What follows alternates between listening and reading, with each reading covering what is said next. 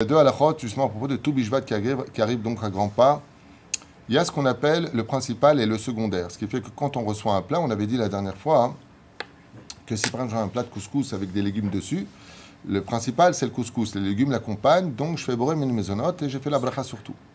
Mais qu'est-ce que je fais par exemple si je reçois une tarte avec des douves de vanne, par exemple des framboises dessus ou un fruit qui est dessus? Est-ce que dans ce cas-là, je fais la bénédiction sur le fruit et sur le mezonot? Parce que pour moi, les deux sont importants. Alors il faut savoir qu'Al Pi Halakha, dans ce cas-là, oui, je peux faire la bénédiction sur les deux. Mais pour cela, j'ai besoin de deux conditions. La première, c'est qu'au niveau des intentions, les deux sont le ikar, c'est-à-dire le principal pour moi.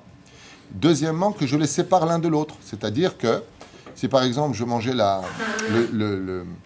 fraise, la framboise, peu importe ce qu'il y a au-dessus là, de la tarte, si je le décolle et que j'enlève parce que je le veux pour moi, dans ce cas-là, je pourrais faire la bénédiction selon sa bracha. Si c'est une fraise, elle m'a boré péri ha adama. Et si c'est quelque chose qui vient de l'arbre, eh bien, je dirais boré péri ha et. Et ensuite, je pourrais manger le gâteau en disant boré miné mezonot. Dans ce cas-là, je pourrais faire ceci. Pour une glace, par contre, non, parce que même si une marloquette à émettre, quand je fais shiakol ni abidvaro, je n'ai pas acheté un cornet pour acheter le cornet, j'ai acheté le cornet parce qu'il soutient la glace, donc il est secondaire.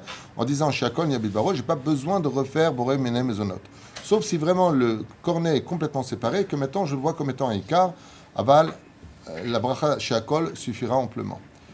Et c'est pareil par exemple pour une soupe, c'est shiakol.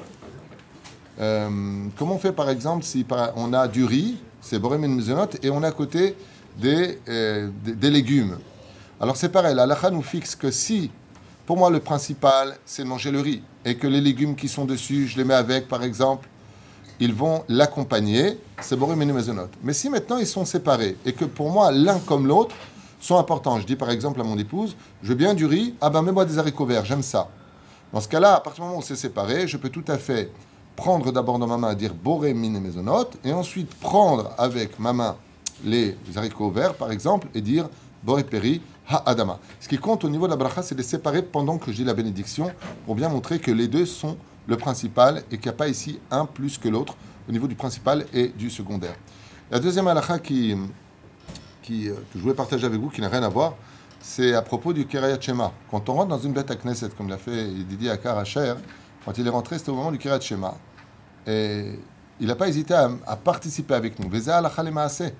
Zeh halakha le maaseh, que quand on rentre dans une bête à Knesset, même si on sait que Al Pi Halakha, selon la halakha, le principal c'est de faire la mida ensemble. Et d'aleg alakol itpalel beyachad. Veza halakha psuka, c'est lo t'rotse l'autre ken rotse.